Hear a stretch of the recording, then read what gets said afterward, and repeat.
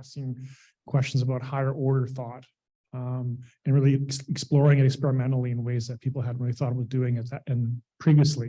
So she's really actually pushed the field, I think, in terms of looking at higher cognitive functions, but also linking with things like resilience and mental health. So I'm very interested to hear your talk today, Kalina, and I'll turn the podium over to you, please. Well, welcome everyone, and thank you, Randy, for the introduction and for organizing this workshop and for having me here. I really like this idea of having an idea talk, especially the provocative part of the idea. So I took it to heart and wanted to start with the idea that I do want to show you, which is, and I want to introduce for discussion, I guess, and get your thoughts on. So my provocative idea that I want to tell you about is that spontaneous thought is a marker of an adaptive and a healthy mind. And so some of you might think that's provocative or not really true. And some of you might think, well, of course, but it would be great to discuss that. And by way of introducing kind of the background to this idea, I want to tell you a story. So the story is, oh, my thing doesn't work anymore. Sorry. That's okay. The story is coming up.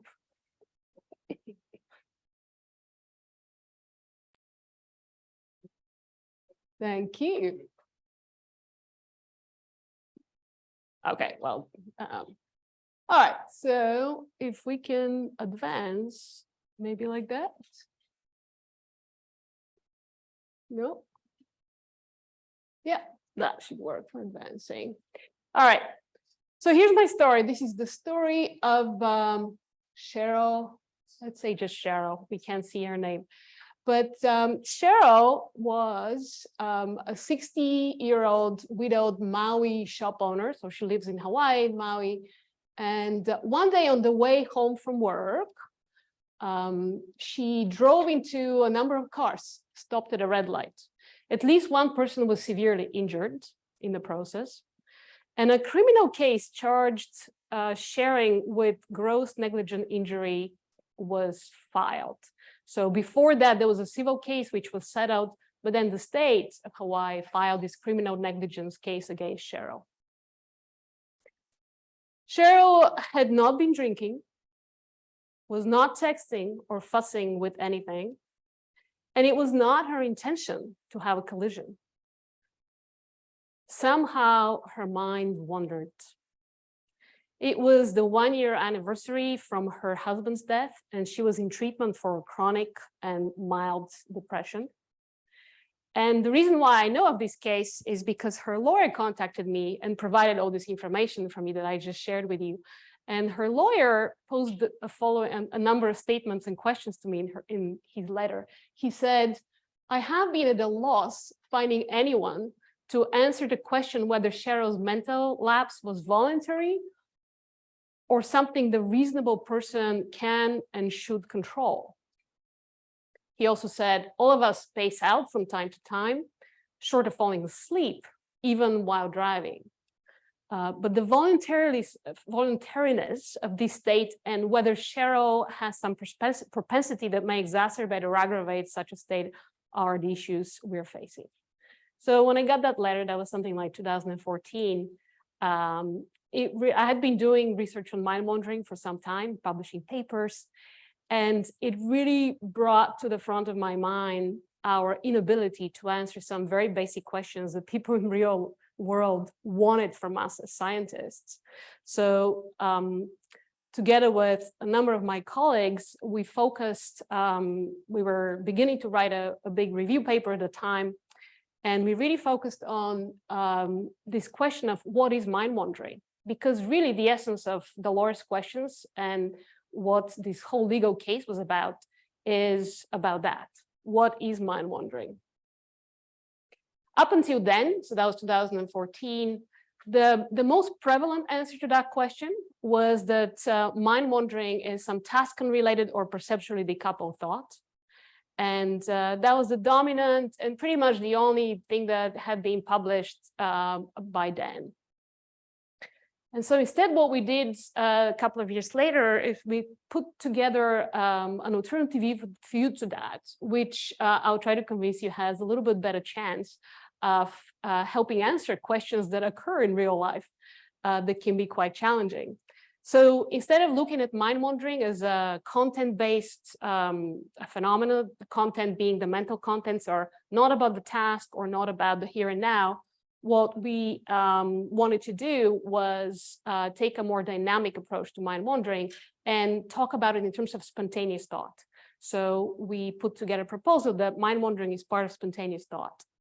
And I think we're blocking out the titles of the slides, but I'll just tell them to you. So what we ended up introducing for the first time in this approach, and it's something that will become relevant to this provocative idea that I try to propose to you, is that there are, in fact, two main constraints on our mental processes. So our mental processes could be anything, but they actually can be stable over time. If you are paying attention to something you want to pay attention to, or if you're thinking about something that progresses over time, there could be some continuity to your thought. And that's actually a form of constraint. Because, for example, when you're dreaming, which is also a form of thought, thoughts can jump around a lot. There's a lot of variability in them. So something constrains the mental processes, not all the time, but some of the time. And what we tried to do was analyze how they're constrained. And so what we did was we said, well, there's two main ways in which thought processes and the mind can become constrained. One of it is in a deliberate fashion. So that's basically underlined by functions such as cognitive control and executive functions. So when we deliberately force ourselves to think about something and ward off distractions to stay on that. So we're creating a stability in our mind, and that's one. And that's subserved by something called the executive frontal parietal control network, also known as the executive network. On the other hand, what we introduced for the first time was something that most people had not considered as relevant to mind wandering, but as you see, it comes up very relevant when it comes to real world decisions. And that's something that we called automatic constraints. So automatic might not be the best word, but how you can define these constraints is that they're happening in the brain outside of the mechanisms of cognitive control and executive functions. So they feel as though the mind is just constrained by itself. Something is constraining the mind. So examples of that would be things like affective salience. If there was an explosion outside of the building, all of our attention would automatically become constrained to look at there. Not because we deliberately did that, but because affective salience, emotional salience led us to constrain it that way. Motivational intensity, things that we want, grab our mind and constrain it in the same automatic way. And other things like habits, things that we tend to do habitually because there's connections that have been associated in our minds, can also constrain the mind because something is more likely to be thought about next if I think about something else first. So this conditional probability in our thoughts. So all of these are actually something that we understand a lot less because there's been so much research on the executive network and deliberate constraints. But as my intuition has developed over the years, is the automatic constraints that are actually probably the most important for resilience and mental health, because those are the ones that are actually influencing our minds in some ways a lot more strongly than the deliberate constraints. So if we introduce both, including these automatic constraints, then what we proposed was that you could have a conceptual space in which you can understand different forms of mental experience, really, but we call it thought.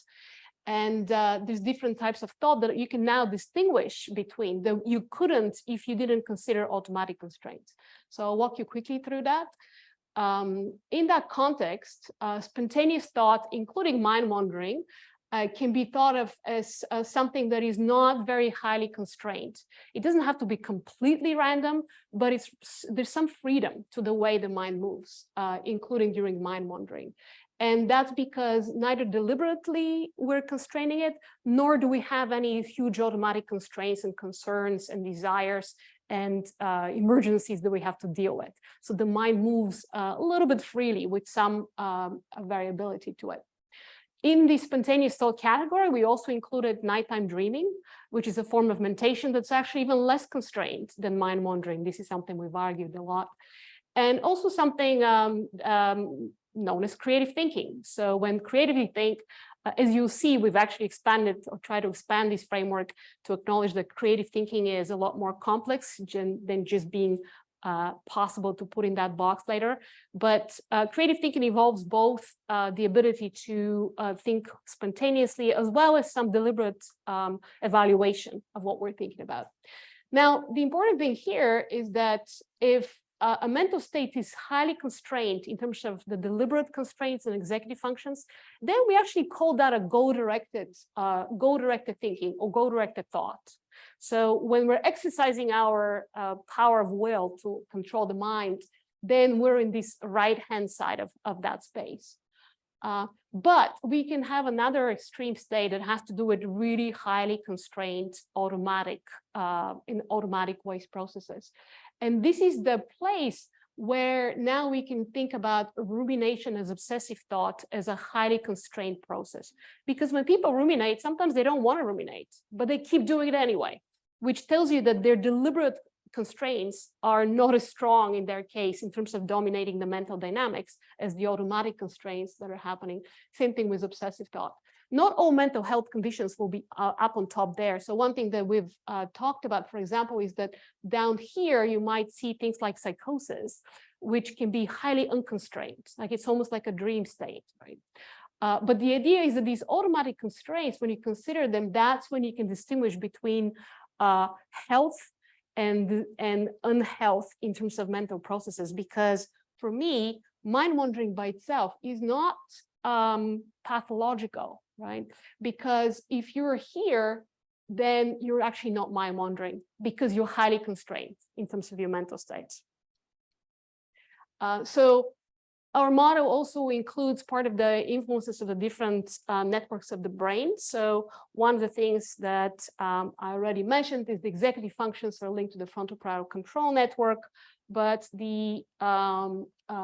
is the dorsal attentional network that actually constrains our attention in terms of external attention, while the default network is involved in more spontaneous thoughts that arise that are independent of perceptual inputs. So I probably won't have time to tell you much about that, so I'll skip through a few slides here. So the idea is that the different networks of the brain, including the frontal parietal control network, the salience network, the default network, and so forth, interact dynamically with each other in the process of changing mental states. So if we have a highly constrained, deliberately constrained mental state, then it's the frontal parietal control network on the top that will exert influences on the other network, constraining them, and it'll be more active and it will send downstream constraining influences. But if you're having a more spontaneous mental state or a more freely moving mental state, then the frontal parietal control network is less of a dominating influence, and you have the ability of other networks to influence brain dynamics, and they'll be more active and more interconnected within themselves. So there's going to be very real functional consequences to the dynamics of the brain that correspond to our subjective experience of ruminating or mind wandering without rumination, or doing a problem-solving task in a goal-driven mode. So I'll skip that quickly here, and I will tell you a little bit. So some of the recent things that we tried to do was actually introduce some of the notions around creativity that makes it a much more broader state. So creativity is actually not a static state in terms of this mental space, because creative individuals move back and forth between a highly constrained judgmental evaluative mode, and then they switch to a highly unconstrained idea generation mode. And those are the most creative products are generated by this oscillation.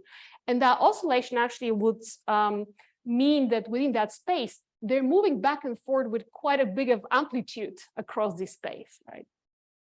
Something recently we've tried to do is also think about psychedelics and the mental states that they create, which can be highly unconstrained. So unconstrained, that then they help generate long-term plasticity in the brain and changes both conceptually and in terms of synaptics that can be beneficial. But going back to this idea that I want to discuss with you, so spontaneous thought is a marker or can be considered as a marker of mental health rather than a marker of disease, right? Because sometimes people think about, oh, spontaneous thought is something I don't control. I don't control my rumination. Therefore, spontaneous thought is a marker of disease. I don't control my obsession. I don't control my psychosis. So it's not the lack of control, from my perspective, that's a marker of a lack of health.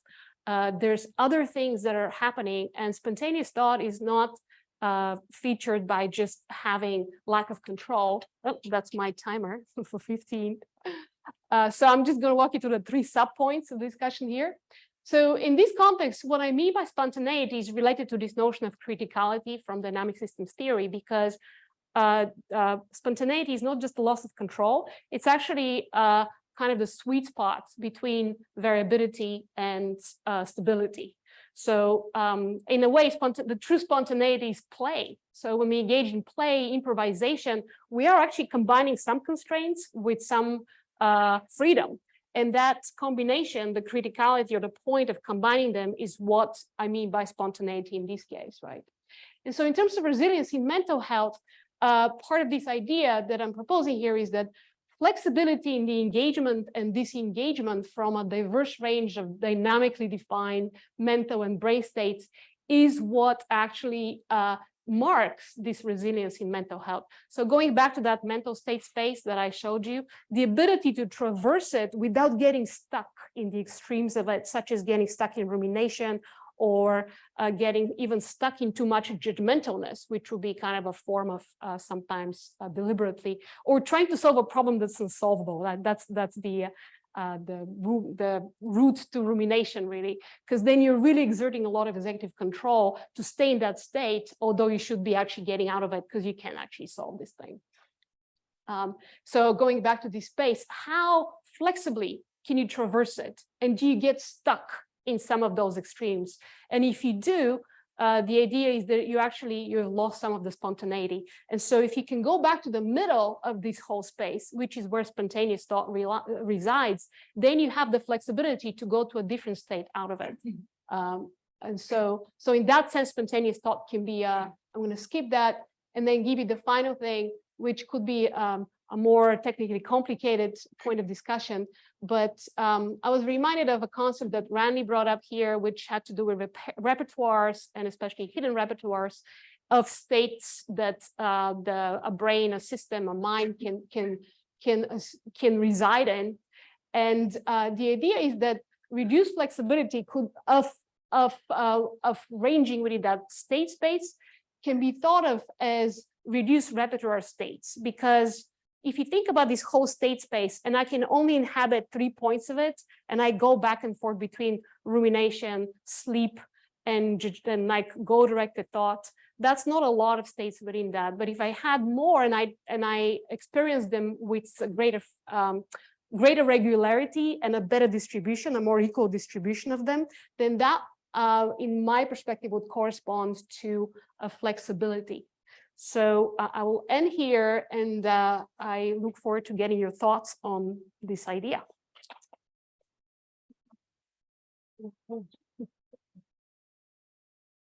Great, thanks, Kalina. Mm-hmm. Oh, we'll let Danny go first. I want to go first. No.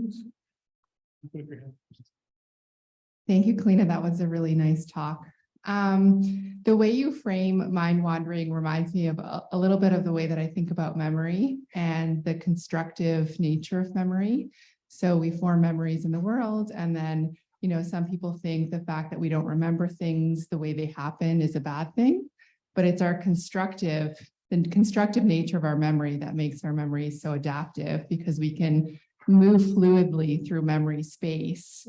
And I wonder if that has anything to do with some of the concepts that you're talking about, because when I think about our thoughts, I think a lot about episodic memory. And I know that's just a bias because I study memory. Thoughts are more than memory. But I just wonder how you think about the relationship between mind wandering, perhaps rumination, the stickiness of our thoughts and memory. Yeah. Yeah, so really good question.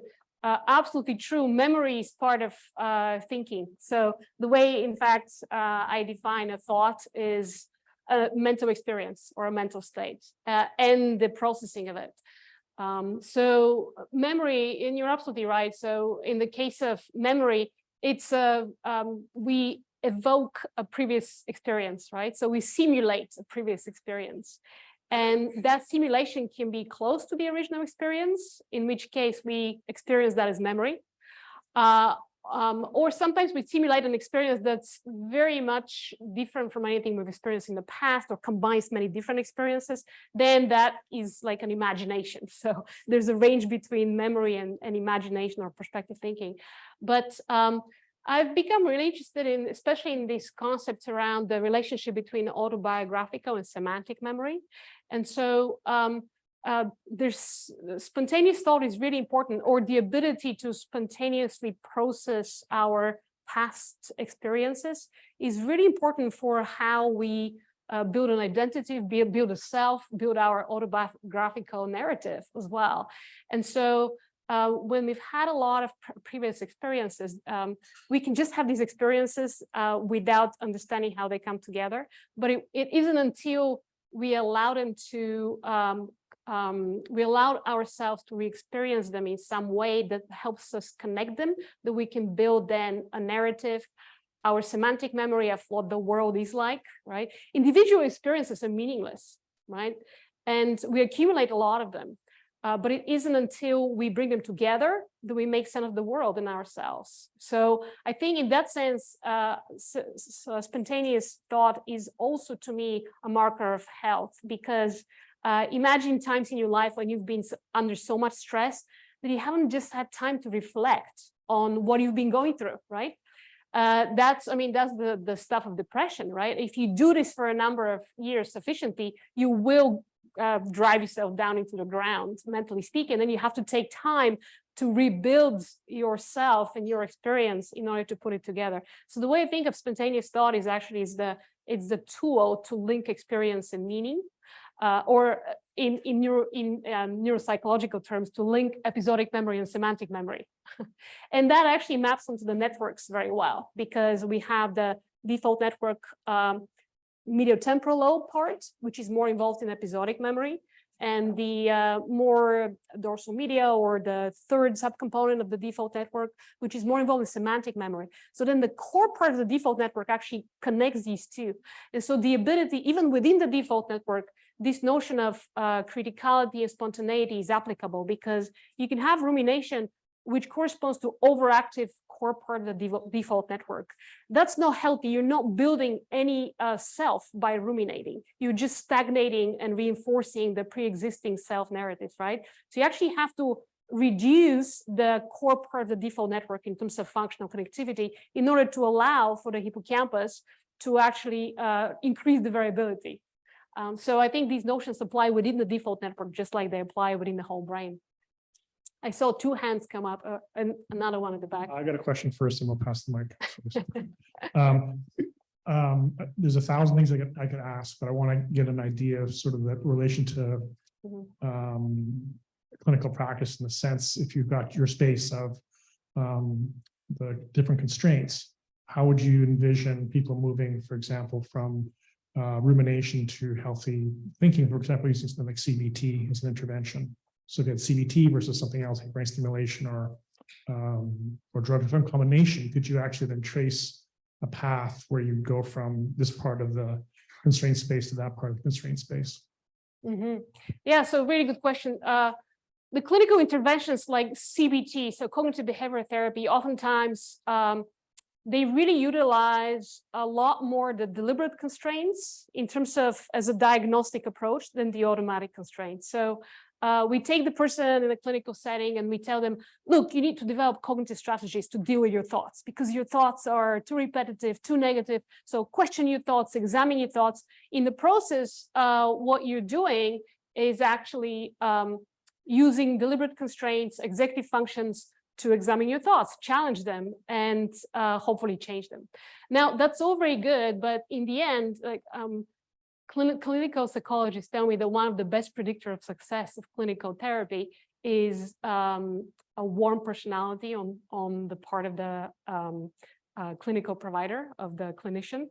And because that tells me that one of the most important things that happens in the clinical relationship is also the relationship between the patient and the clinician. So even though we're targeting executive function deliberate constraints, I think some of the potentially more important things that are also happening that we're not necessarily measuring or deliberately producing is that idea of reduction in the automatic constraints that are leading to the depression. So if the person is feeling unsafe in the world, no relationships in the world, by the creation of a relationship with a therapist, some of these automatic constraints that the person feels outside of the domain of their conscious, deliberate experience are actually getting reduced. So something like desensitization therapy for PTSD or for anxiety are actually an example of how the automatic constraints are being reduced in ways that are very hard to reduce, but very important to reduce. And so in general, the other thing that I will say about that, from my perspective, when it comes to clinical treatments, there tends to be an overemphasis to the deliberate, right? So we kind of feel that our mind is basically what we can control. Therefore, we might as well use it to alter. But the way we analyze in terms of, we try to link automatic constraints to different parts of the brain. Something like the salience network is a big source of automatic constraints. And the salience network is a pretty large network of the brain. The default network core seems to be very automatic as well. So these narratives we tell about ourselves, they tend to be very habitual and automatic. And so just from the brain networks and how many of them there are and how much they're distributed, I would say more of the brain is involved in automatically constraining its activity than in deliberately constraining. So that just tells us that we're probably missing, or at least it tells me that we're probably missing the potential for what we can do. So I don't know if that answers your question, but in general, I think we're missing a big opportunity of trying to intervene at the level of automatic constraints. And partly we're missing them because it's actually hard to intervene there. You have to change your life. You have to change your relationships. You have to change your environment, right? Because that's how automatic constraints work. And so we think that it's easier to try to think differently. And so we focus on individual interventions, which tend to be deliberately determined. I'm going to pass on to the, there were 3 hands at the back. Oh, thank you so much for the talk. I especially loved thinking about creativity in this space that you have mapped out here. And specifically with improvisation or musical improvisation, we always think about rumination as something that we get trained to ignore while we're in an improvisation space. And so I'm kind of wondering, you know, if you make a mistake, you have to yank yourself out of it and kind of keep it going and not get stuck in fixating on that mistake. I'm wondering if we could map a trajectory onto this space with a behavior that happens quite quickly, like improvisation, and practicality wise, how would we do that? Would it be neural correlates or behavioral reports from the improvisers, or both, or neither?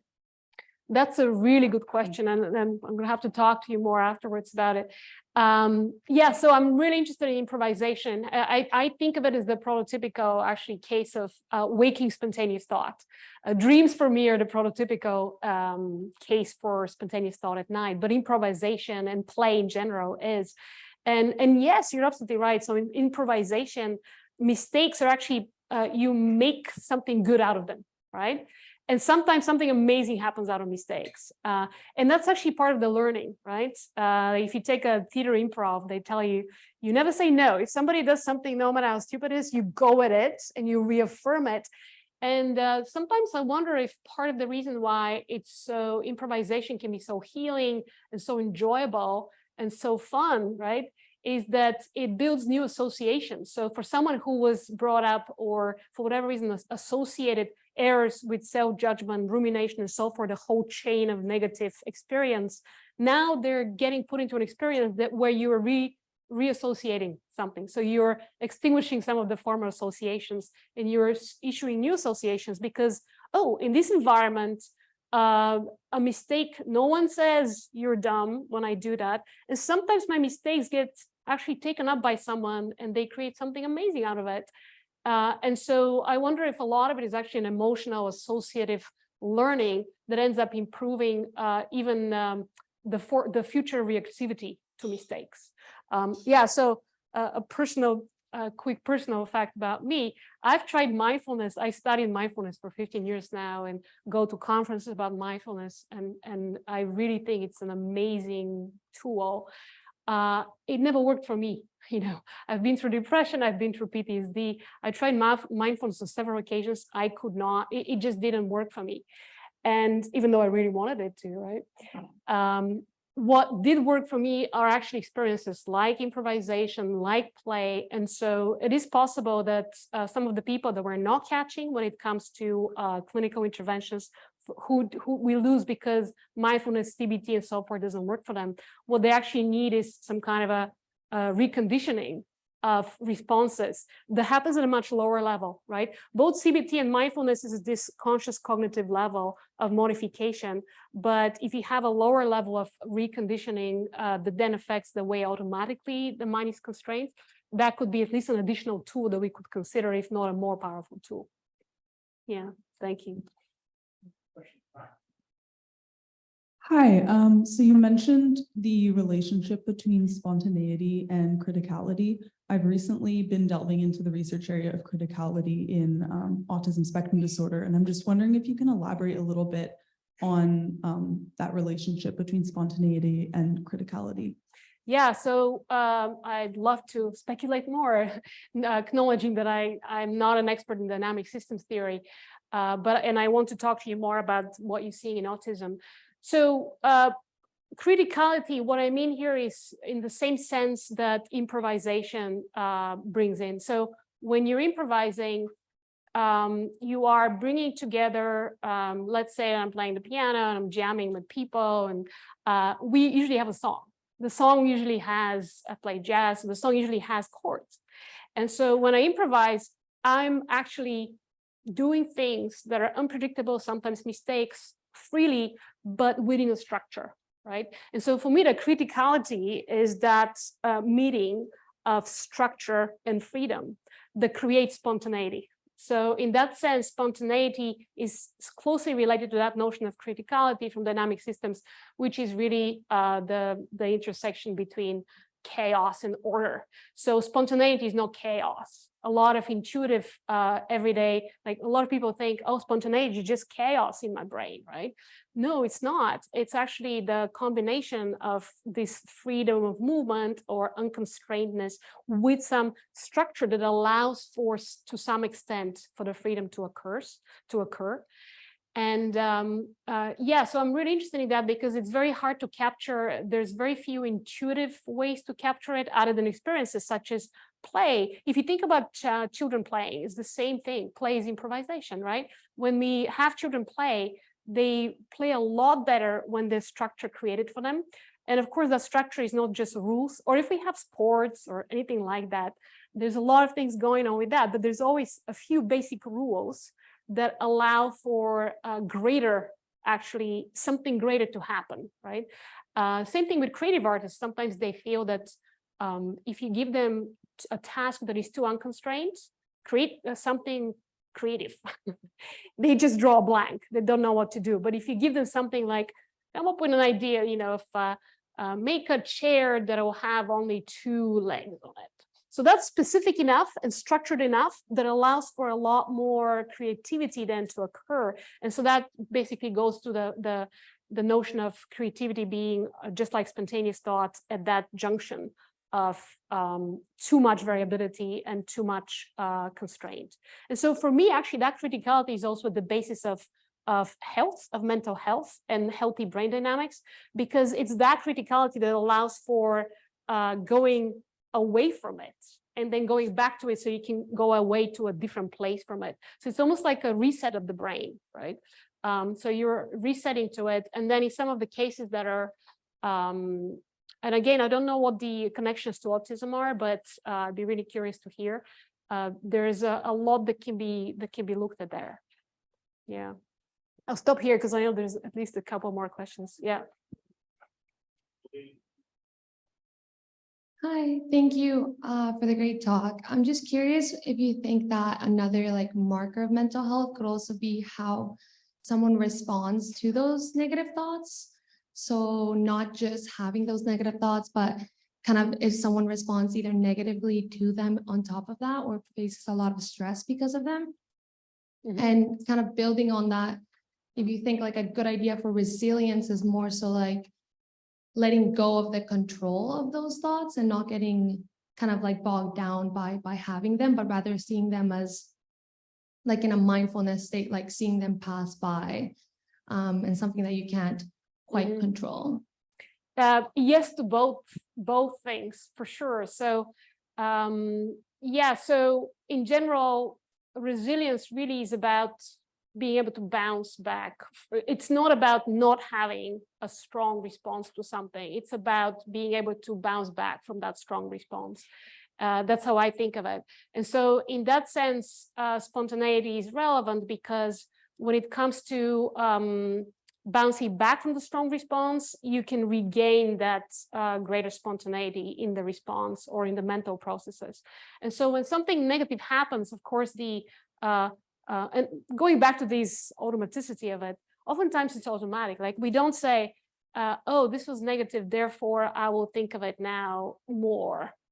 Sometimes we say, oh, I really must solve that problem. Like I just had a breakup. I'm going to try to solve what happened and how I can prevent it in the future. But in many cases, it's actually something that just bugs us in the mind, like keeps coming back. Like, why does this thing keep coming back to me?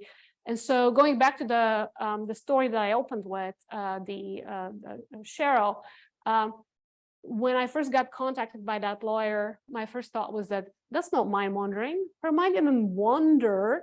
It wandered off instantaneously, but once it wandered off, it got stuck, right? So she was unable to bring it back. Like most of us, yes, we do zone out while driving, but we also monitor what's happening on the roads. And when something like a red light, we bring ourselves back from the zoning out. So this bringing back is also the resilience when it comes to emotional responses, right? And so for me, I think that's why I feel that strong executive function is great, but actually spontaneous thought might be a better marker for health, because strong executive function is not always available. And especially when it comes to emotional responses, and it's not always the primary thing that works in the mind. So if we can get back to these more, you know, under the hood of executive control processes, we may be better able to change what happens to us in the future. Yeah. I think there was a, yeah. Great, thank you so much. Excellent talk. Your second point really resonates with me, this idea of flexibility in engagement and disengagement from mental and brain states. And I think about that a lot and how it applies to concussion recovery. So being able to sort of flexibly decide what's the best approach today for me. And I'm wondering, has there been any research that's been able to measure sort of that flexibly shifting back and forth? And if so, are people good at identifying sort of where they land on that sort of graph that you showed from spontaneous to controlled thought? And if so, can you use something like ecological momentary assessment to actually measure that flexibility in thought and how that relates to outcomes? Excellent question. And the answer is no, we haven't measured that. So it's one of the things that I'm hoping to do through connecting with people here is that we would like to develop ways to measure them. And actually what you're proposing would be my dream one day, for these measures to be able to apply in real time to the fMRI data as we scan people. And then you can ask people right now, what was your mental state? Was it, that's something we're doing. We scan people, and then with random periods of time, we ask them, what was your mental experience like? Was it deliberately controlled? Was it automatically controlled? Or was it more or less free? And they can answer these questions on a 1 to 6 scale. But we pick the moments when we ask them randomly, right? And then we look back into the signal before these probes to see what we can distinguish. So that's a study that we're just doing now. We haven't published it yet, so it's really kind of in the works. And what I'd love to do is have these markers that then you can use to trigger a probe for people to actually test whether this idea corresponds to a subjective experience. Yeah, so that's something that's very, I'm kind of this provocative idea is also something that I'm actually working on right now and but I'd love to develop computational ways to be able to look at that, because one of the challenges with these concepts is it's also really hard to display them. Even if you find a computational method of displaying it, we're talking about dynamics, meaning that there's different networks, they interact with each other, they interact across themselves, and that interaction changes, right? So it's actually a meta change. And one of the big challenges is displaying that in a way that people would be able to get an intuitive sense of, oh, that's what happens. And so that's very much in the works now, and I'm really interested in developing these methods in the future. Thank you. I actually had a really similar question, which you answered really well. So I'll just add to it a little bit.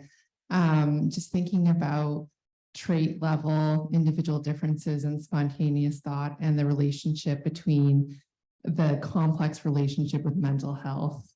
Is it that individual differences in our spontaneous thought flow predicts mental health versus when we're in a different type of mental health status, our thoughts change, right? Because of our lived experiences and the onset of our disease. So I was just kind of thinking about like, how the heck do we study this? And I'm very familiar with all the important, great work that you're doing in neuroimaging to link people's thoughts to brain states. But I was just wondering about, you know, how we work with mental health professionals to develop tools for understanding the flow of folks' thoughts. So if you have anything to add, but you answered the question really well already. Well, and I just thought of something different that I would say, and it's kind of a different question actually, the way I see it, because so it's also very hard to measure spontaneity. How do we measure spontaneous thought?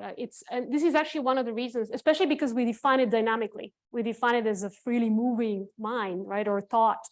So it's much easier to measure static things like content.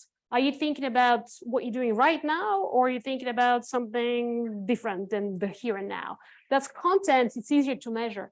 So in the context of spontaneous thought, one of the interesting dissociation that we've seen that's relevant is that if we measure mind wandering in terms of content, in terms of task, more task unrelated thought is associated with less positive affect, and it tends to occur more in depression, in dysphoria. So it tends to be kind of negatively balanced, both subjectively and in terms of mental state. But if we measure mind wandering in terms of asking people how freely was your mind moving, so that's that spontaneity, then it's actually the other way around. It's associated with more positive affect in people. The effects are not huge, just like they're not huge for task unrelated thought. You know, you get moved on a scale on the average, but you are getting moved in the positive direction. So thinking in a way that's experienced more freely tends to be associated with more positive affect than thinking in a way that's more constrained. That's something that we've seen. And then we're also seeing some dissociations in the case of ADHD is the only thing that we've looked at. So with ADHD, people with ADHD tend to have more task unrelated thoughts, but they tend to have less freely moving thoughts. So it's an interesting dissociation where clinically it might be irrelevant. Now, that being said, I'm still not happy with the way we're measuring spontaneous thought, because even if we ask people about how freely was your mind moving, I'm still not satisfied that we're capturing that criticality, which I think is the essence of spontaneity. So measuring it in some more meaningful ways, both in terms of spontaneity and in terms of brain dynamics, is really important. One last clinical finding that I'll mention is in the case of patients with hippocampal damage, there's been some interesting, and you're probably much more aware of and expert on these findings than I am, but it's interesting, I think, relevant findings that with hippocampal damage, people actually don't spontaneously think of the future, just like they don't have episodic memories, which means they don't re-experience the past. They don't experience the future either. And in healthy brains, these are actually spontaneous. Most of the times when we think of something in the future or in the past, we're not actually planning for it to happen. It just occurs to our mind, right? And so the fact that that doesn't happen with damage is to me an indication that yet again, that is a useful measure of health, because in the healthy brain, we have these spontaneous thought occurring in ways that are not, they don't get us stuck. So this is my big thing is within the scientific fields of mind wandering and so forth, there's still a tendency to try to push spontaneous thought towards the kind of negative end of the phenomenon. So even one of my co-authors who was in the paper that I showed you in 2016, he then after publishing with us ended up publishing another thing saying that sticky thoughts are spontaneous. And I was trying to, there's real difficulty in the subjective experience because we associate spontaneity with two different things. One is lack of control, and the other one is only playfulness and freedom, right? But the lack of control definition of spontaneity is insufficient, right? So that went off a little bit. We got a question from touch. Zoom Cloud, and then I get the last word after that. All right, this question is from Brandon Flores. I think that exploring dimensionality reduction techniques to visualize the shifts between brain states would be interesting to address your point about displaying high dimensional data. I'm curious about what approach you could use to link qualitative data participant descriptions of their experiences to the quantitative brain data. Could information be extracted from the qualitative data to link it to brain dynamics? From the qualitative data of subjective experience, right? Yeah, really good question. So that's exactly what we're trying to do. Again, it's very much in the works. And so the question is basically exploratory techniques for brain states. Basically, you give some software all the brain data, and it tries to give you some patterns of activation. So one of the things that we've tried is a co-activation pattern analysis. You can analyze the data in different ways as well. And that is exactly how we're trying to, at this stage, understand the different, this kind of, the second point here, the flexibility in engagement. So one of the things that we've tried to do is, there's an analysis that looks at transition between different brain states as defined as in terms of the networks that are interacting with each other. So you can do what was co-activated and then see how long these states last. So in some scans or some sessions that we run, some states would last longer. So that'll almost in the second point here, it'll almost be less flexibility in disengaging from states, right?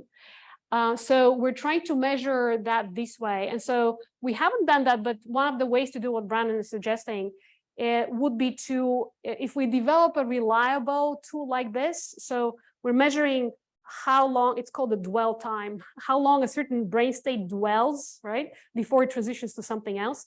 If we develop tools that are reliably then correlated to something, we haven't done that yet, correlated to something like a subjective experience that we measure, then we can go back into the scanner and try to trigger the probes based on these states, based on if someone stayed in a brain state for a certain duration of time, we could probe them after a certain threshold of time has passed in that state to see if they had the mental experience of being stuck, right? Versus if someone switched between states multiple times in, let's say, 15 seconds, we can probe them to say, what was your mental state on a 1 to 6, highly variable, highly stable? So we would predict that they would say something closer to 6, highly variable. So that's the kind of thing that we would be moving in the future to do, both in real time at some point if we can get this working, and in offline analysis. Yeah. One other, I'm going to get the last word. Sorry, we're getting over time. I forgot what I was going to say now. No, I got it. So actually getting to that point was just made, probably similar to what Patrick was probably going to talk about as well, is that this last point that you're talking about, reduced flexibility or flexibility in general. I wonder if it might be possible, instead of relating it to what actually happened, relating it more to what happened before then. Because what happened before then is kind of the entry point to where you're going to then navigate in that broad space you have for constraints. You can call that manifolds, you can call that networks, whatever you want. But the entry point for that is really determines how well you can navigate subsequent space. So one possibility is instead of measuring the network traversing the networks after the thoughts have happened, find out what happened just before then. So getting the initial conditions, which is critical in dynamical systems theory. So that tells you what is the entry point, how many entry points are there to that particular line of thoughts. And that you can measure probably with EEG very easily as well. So doing some combination of, I think what you're talking about is kind of like a hidden Markov model or maybe a LiDAR approach. In some ways, yes. So Markov model would Sure. be, yeah. But I think the idea of the entry point, the initial conditions could actually be a way to get at that flexibility. So you could, for example, have a situation where someone has a very reduced number of initial conditions, and that gets them a reduced repertoire as well. If you can push them away from that and increase the initial condition space, then that gives them a number of entry points to the same line of networks. That will be super interesting to do. And I think in some ways there's some attempts to do that. So a lot of the work actually comes from the psychedelics literature, because there is that notion there that's very relevant to criticality about psychedelics pushing the brain, a little bit off that point. But going back to it, that could also be relevant to in terms of brain networks and localization to some extent as well, because it is possible that some brain networks would be more represented, overly represented in states that are out of which you can go into many other states, right? So, and I would guess that a state that involves, if my idea has any merit, anything that is a marker of a spontaneous thought state should be leading with should have a greater distribution of states that you can go into afterwards, right? So that's a really good point, and that will be a really good way to test that. Yeah. Great. So thank you, Kalina. It was fantastic. Really Thank appreciate it. you, everyone.